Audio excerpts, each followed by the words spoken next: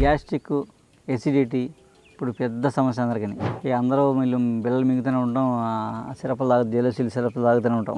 ఇన్ని తాగానే ఏం పని అవ్వదు. రావడానికి కారణం ఏంటంటే మన ఆహారం టైం సరిగ్గా లేకపోవడం వల్ల మనకి జీర్ణ వ్యవస్థ దెబ్బతిని గ్యాస్ట్రిక్లు అల్సర్లు వస్తున్నాయి. వేరే విషయం.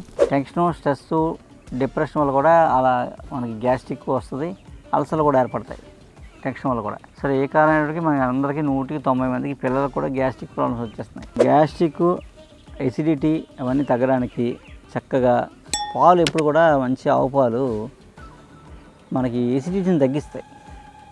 లోపల పేగుపోతను కూడా మానుతాయన్నమాట.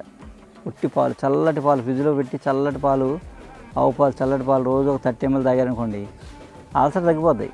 ఏముంది ఎక్కల ఉట్టి పాలు, ప్యూర్ ఆవు పాలు 30 ml ఫ్రిడ్జ్లో పెట్టుకొని చల్లగా అయ్యాక లేదా కొండలో పోస్తే, కాసి కొండలో పోస్తే చల్లగా ఉంటాయి. ఆ చల్లగా ఉన్న పాలు పొద్దున్నే మొహం వెంటనే తాగాలి. తాగేసి ఒక గంట తాగి ఏం తినకూడదు. ఆ పాల వల్ల కూడా పేగిపోతే మానిపోద్ది అనమాట, అలసర పోద్ది. ఓ మంచి కూర అనమాట, ఎలక చెవి కూర. మనం తోటకూరలా వండుకొని అందులో కొంచెం పాలు వేయాలన్నమాట. పాలు వేసి వండుకొని తింటే ఎసిడిటీలు, గ్యాస్ట్రిక్లు అన్నీ పోతాయి.